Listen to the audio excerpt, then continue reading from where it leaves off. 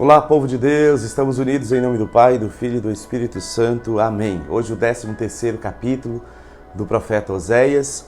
Lembrando que são 14 capítulos, então amanhã a gente já finaliza o livro de Oséias e já vamos iniciar um outro, né? Porque nós precisamos conhecer a palavra do Senhor e conhecer também a nossa fé católica, porque a gente é muito atacado por causa daqueles pontos que divergem de outras denominações, e as pessoas nos atacam, e quando você não conhece a sua fé, você não sabe se defender.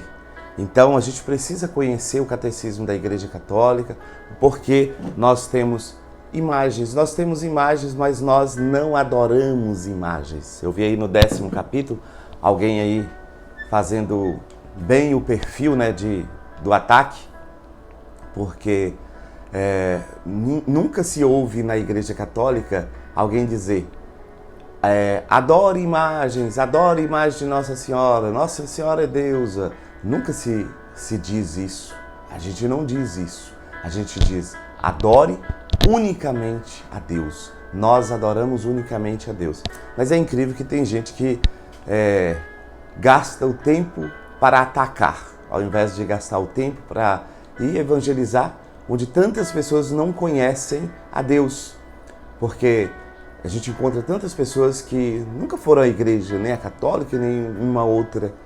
E tem tantas pessoas para serem evangelizadas e as pessoas gastam o tempo para atacar as outras pessoas. Então vamos lá, a palavra de hoje. 13º capítulo de Oséias. Destruição de Israel e de Samaria. Datã procedeu como Efraim. Ele era príncipe em Israel, mas se tornou culpado para com o seu senhor e morreu. Porém agora os israelitas pecam ainda mais. Fazem para si estátuas fundidas com sua prata, ídolos de sua invenção, meras obras de artistas. Falam-lhes, oferecem-lhes sacrifícios humanos e dão beijos nos bezerros. Gente, muito bom para a gente poder comentar. Nós temos imagens. O texto, ele é claro aqui, e a situação de Israel aqui também é clareza. Hoje, em muitas denominações cristãs, não se faz uma imagem de gesso, ou de resina, ou de madeira, e se fala contra, mas tem um serzinho lá dentro. Deixa eu ver se eu acho um aqui. Esse bichinho bem aqui, ó. Tem as notinhas maiores que o povo gosta, né? Essa vira quase Deus e compra muita bênção e muita graça, porque tem que dar muita coisa lá para receber. Nós precisamos perceber essas coisas, que a idolatria é quando nós colocamos algo no lugar de Deus. Se colocar essa São José no lugar de Deus é idolatria. Então, São José é o pai adotivo de Jesus, nós católicos temos toda a reverência, todo o respeito, é o pai espiritual de Jesus, mas ele não é Deus. Nós não adoramos São José, nós não adoramos Nossa Senhora, mas ela é nossa mãe porque Jesus nos deu como mãe. Disse para o seu discípulo amado, João 19, eis aí a tua mãe, mulher, eis aí o teu filho.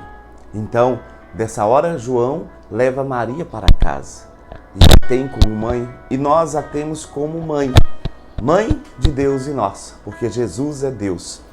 E hoje essa palavra, porém, agora os israelitas pecaram ainda mais, fazem para si estátuas fundidas com sua prata, ídolos de sua invenção, meras obras de artistas.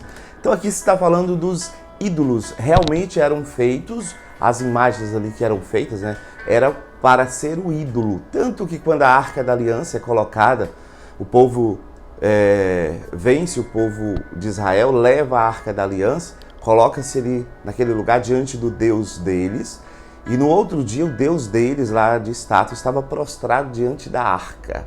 Então, ali, aquela estátua que foi feita, ela foi feita para adoração, era o Deus deles, era tida como Deus. Tanto que se nós lermos o livro de Daniel, que nós lemos aqui também, em Daniel, por que Daniel foi jogado na cova dos leões? Porque ele continuou adorando o seu Deus e não aquela imagem daquele Deus criado, porque para eles era Deus. O Deus verdadeiro não era Deus, não existia para eles, mas o que existia era aquele Deus criado por mãos humanas. Tanto também quanto aqueles 3 jovens foram jogados na fornalha, foram jogados pelo mesmo motivo, porque aquela imagem era Deus. Outra coisa para a gente entender a imagem, eu estou falando disso porque alguém começou a atacar aí no comentário, né? Então, uma outra situação que a gente vê como Deus, a serpente, o próprio Deus fala para Moisés, faça uma serpente de bronze, coloca numa haste, coloca num lugar alto. Todos aqueles que olhavam para aquela serpente de bronze, eram curados por causa das picadas das cobras venenosas que estavam picando o povo de Deus, e estava picando justamente por causa do pecado de Israel. Então, todos que eram picados olhavam para aquela serpente de bronze e eram curados. Porém, o povo de Deus faz uma inversão. Eles olham para aquela serpente e começam a cultuar aquela serpente como Deus. É essa serpente que é Deus. Então, o Senhor manda destruir aquela serpente. Entenda, nós católicos precisamos entender bem essa diferença para quando nós sofrermos os ataques, nós sabermos essa diferença. Nós não temos uma imagem como Deus naquela imagem, para a adoração da imagem. Aqui num crucifixo, nós temos aqui a imagem do crucificado, e quando nós olhamos, nós sabemos que nessa cruz, com essa imagem, nós reportamos ao mistério da nossa salvação. O diabo, ele teme ver essa imagem porque foi na cruz que o diabo perdeu a guerra. Então, essa imagem, ela é a imagem de Jesus crucificado, mas nós não adoramos essa imagem, que essa imagem é um pedaço de madeira com um material que eu não sei nem dizer esse material que seja precisamente. Mas nós adoramos aquele que foi crucificado. Nós adoramos o Senhor Jesus. Só Ele, só Deus nós adoramos. A gente fala isso porque tem gente que perde o tempo para ficar gastando porque a gente tem a imagem. Nós temos imagens, nós não temos ídolos, nós não adoramos essas imagens que tem dentro da igreja. Não sei por que eu estou perdendo tempo ainda falando, né?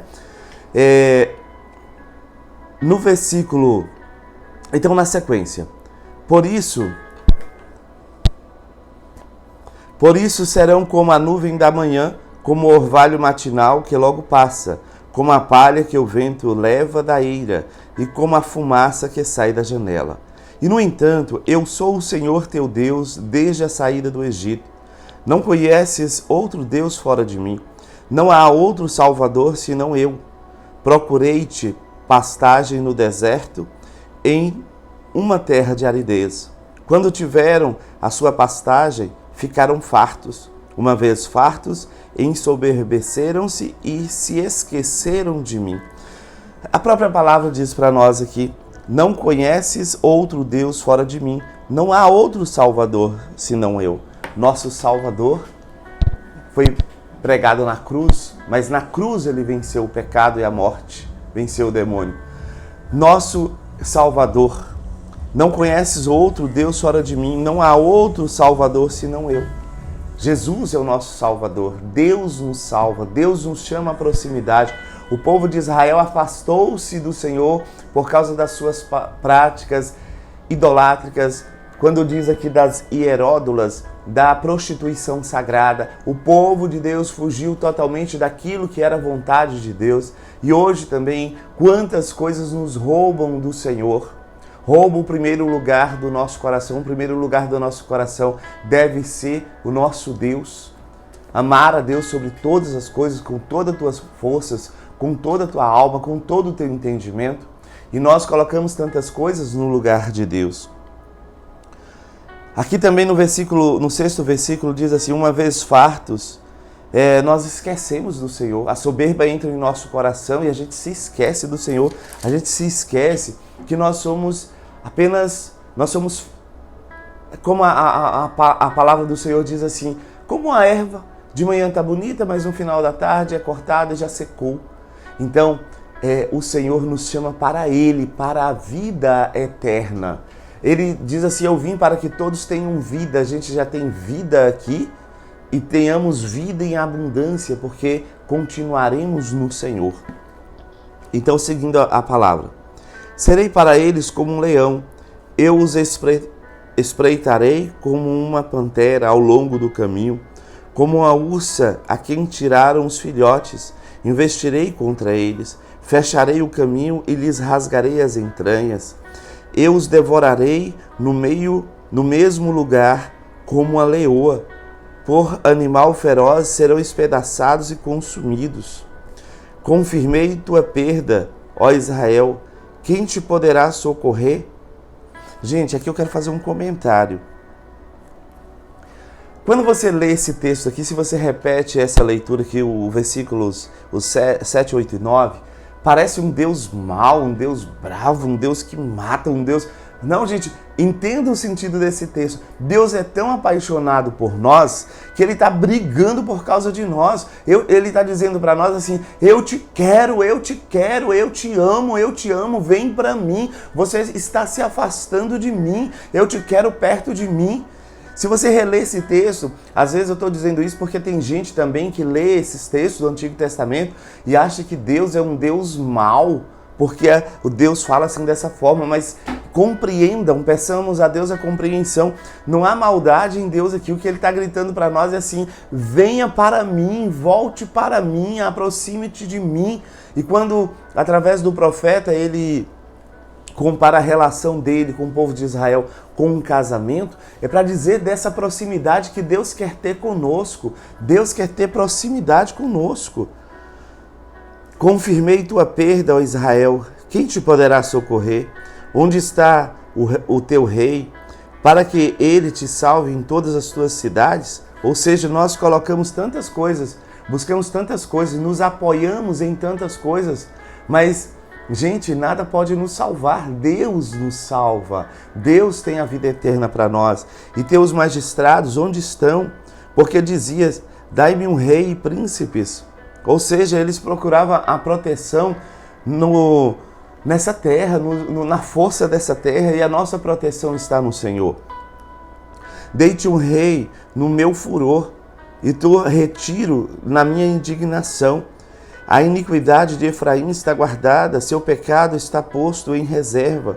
Quando lhe sobrevêm as dores do parto, ele é como um filho mal ajeitado, que não se apresenta no momento devido para sair do seio materno. E eu o libertaria do poder da região dos mortos, iria isentá-lo da morte. Onde estão tuas calamidades, ó morte? Região dos mortos, onde está o teu flagelo destruidor? Não vejo arrependimento. O Senhor não vê arrependimento em nós. Deus quer que nós nos arrependamos das más práticas, mas também de tudo aquilo que está no nosso coração. Quanta coisa contrária à vontade de Deus que está em nosso coração. Quanto desamor em nosso coração. E Deus quer que nós nos voltemos para Ele. Porque em vão crescerá Efraim no meio das canas, quando vier o vento do Oriente. O vento do Senhor que sopra do deserto. Ele secará sua nascente e estancará sua fonte. Todos os seus tesouros serão roubados. Samaria será punida, porque ela se revoltou contra o seu Deus. Seus habitantes cairão sob os golpes da espada. Seus filhinhos serão esmagados e rasgados os ventres de suas mulheres grávidas. Palavra do Senhor, graças a Deus. Nós não estamos vendo aqui uma fúria de um Deus que não ama, mas um Deus que por amor brada alto, nos chamando para perto dele. Quero pedir ao Senhor nesse dia de hoje essa graça para você e para mim, de nós nos aproximarmos do Senhor, de nós rompermos com as situações de pecados em nossa vida. Quanta coisa vem para nós de atração que é pecado. E nós somos tantas vezes seduzidos, mas que nesse dia de hoje Deus nos dê essa graça de nós voltarmos o nosso olhar para o alto, o nosso coração para Deus e de sermos libertos das cadeias, das amarras do pecado. Que o Senhor te abençoe e me abençoe, em nome do Pai, do Filho e do Espírito Santo. Amém.